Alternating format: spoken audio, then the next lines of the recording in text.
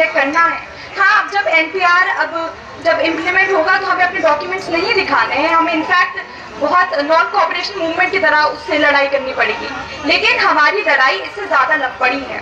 ये हमारी लड़ाई हमारे हुकूक की लड़ाई, हमारे वजूद की लड़ाई, हमारी शहरियत की लड़ाई है।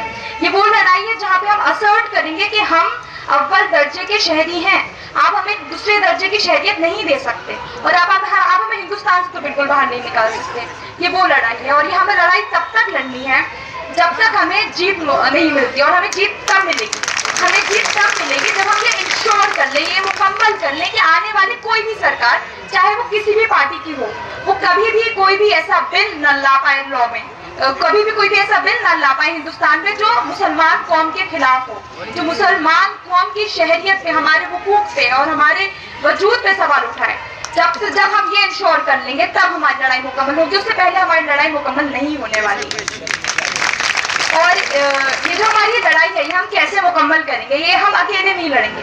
ये अक्सरियत यानी मेजॉरिटी को ये समझना पड़ेगा कि मुसलमानों के साथ आज़ाद हिंदुस्तान में जुल्म और तशद्दुद होता आ रहा है। 2014 से जुल्म नहीं हो रहा है हमारे साथ उससे पहले से जुल्म हो रहा है। हम पीछे देख रहे हैं, हम बाबरी मस्जिद देखते हैं, हम ट्रिपल तलाक देखते हैं, हम 3070 एब्रोगेशन देखते हैं, हम आगे देख रहे हैं, हम आगे देख रहे हैं यूनिफॉर्म सिविल कोड आने वाला है।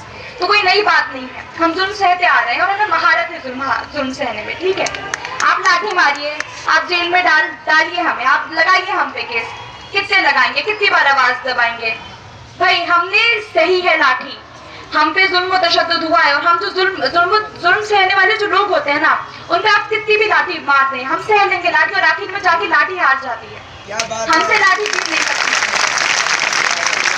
और अब मैं आगे इस बारे में बात करना चाहूंगी कि अब हमें ये समझने की जरूरत है कि ये जो जुल्म तशद्दुद मुस्लिम कौम के साथ जो हो रहा है ये 2014 से नहीं हो रहा है, सिर्फ बीजेपी ने नहीं करा है, बीजेपी के अलावा भी बहुत पार्टी ने करा है। और हम कहाँ देखते हैं, हम अब विजिबल कब हो रहा है कि जुल्म तशद्दुद हुआ है? हम पब्लिक यूनिवर्सिटीज में देखते हैं, इदारों में देखते हैं। मुसलमान नौजवानों की संख्या इतनी कम क्यों है इदारों में?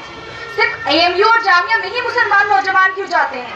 डीयू में क्यों नहीं इतने मुसलमानों की संख्या उतनी? 14% वहाँ पे नहीं है, जेएनयू में 14% नहीं है, हालांकि पॉपुलेशन 14% है हमारे हिंदुस्तान में।